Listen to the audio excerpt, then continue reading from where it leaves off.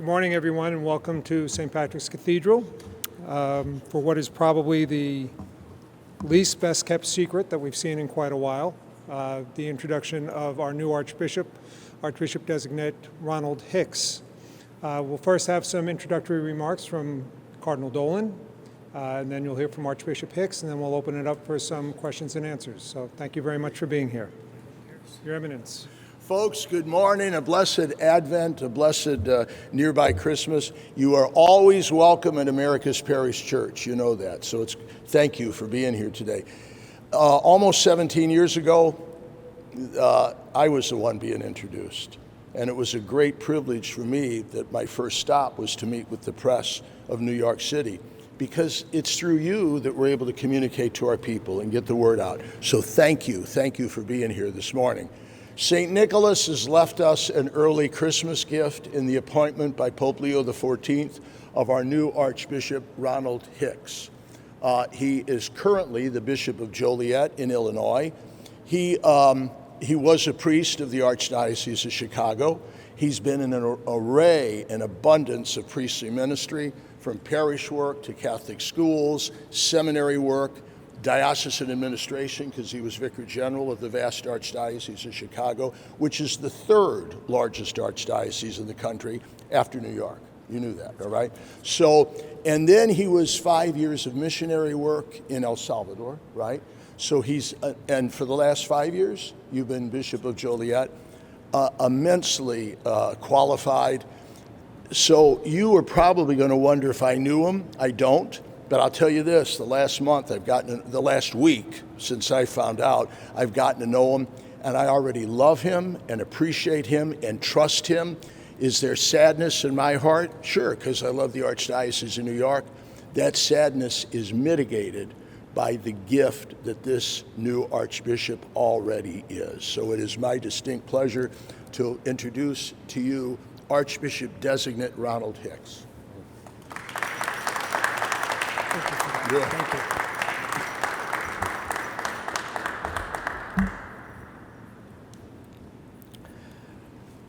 Cardinal Dolan, thank you for that introduction. Good morning, everyone, and peace be with all of you. I just wanted to begin by saying thank you for being here.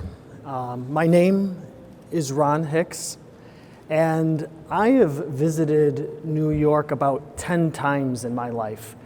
And every time I have visited, I have said to myself, I love it.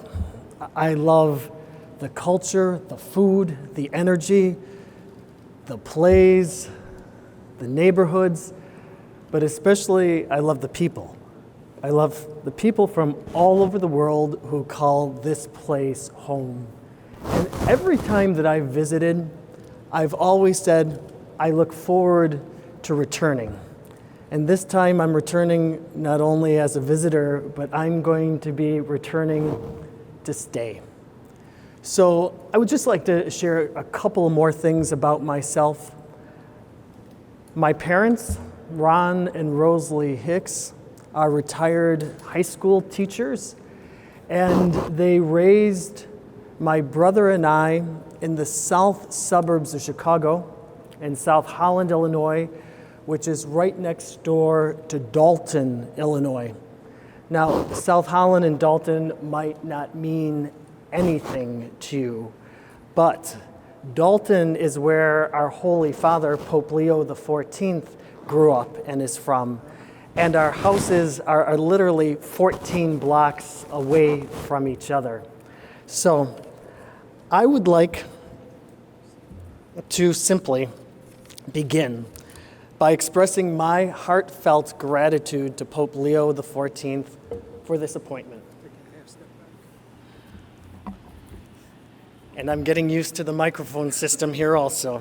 But I want to thank him for my appointment here. As someone who has dedicated a portion of my priesthood to serving in Latin America, I have a deep affinity with the Holy Father and a tremendous respect and confidence in his leadership. I'm also grateful to Cardinal Christophe Pierre, our Apostolic Nuncio, for his trust that he's placed in me When he called me to share the appointment, I told him that simply, I want to do the will of God. I asked him to tell the Holy Father that I say yes with great humility and that I accept this appointment with an open heart. In my 31 years of priesthood, I was formed in Chicago, in the Archdiocese of Chicago, under the care of Cardinal Bernardine, through the witness of Cardinal George, and by the mentorship of Cardinal Supich. For all of them, I'm deeply grateful. Now, let me begin with potentially my first controversial statement. I'm a Cubs fan, and I love deep dish pizza. That said, I want you to know that I am going to remain a loyal Cubs fan. However, I am going to start rooting for the New York sports teams, and I already love your pizza. I love it a lot. I've spent the last 5 years of my priesthood serving as the bishop of the Diocese of Joliet in Illinois. It's a wonderful diocese, and I'm going to miss the clergy, the religious, and the laity there. I've oftentimes told them, because of them, during my 5 years, I have felt happy, grateful, and blessed to be their bishop. Together, we have worked with some missionary zeal to catechize, to evangelize, and to put our faith into action as disciples who make disciples. I also want to take this moment right now to express my deep gratitude to Cardinal Timothy Dolan. You're welcome. For his extraordinary dedication and leadership in the Archdiocese of New York. I'm profoundly grateful for the many ways that he has shepherded the Archdiocese of New York and for the kindness that he's already shown me. I've been deeply touched by his graciousness and his generous expression of support of me. In a truly magnanimous spirit, he said to me, "Ron, I want you to do well here, and you have all my support." New York is rich in energy, languages, cultures, and people.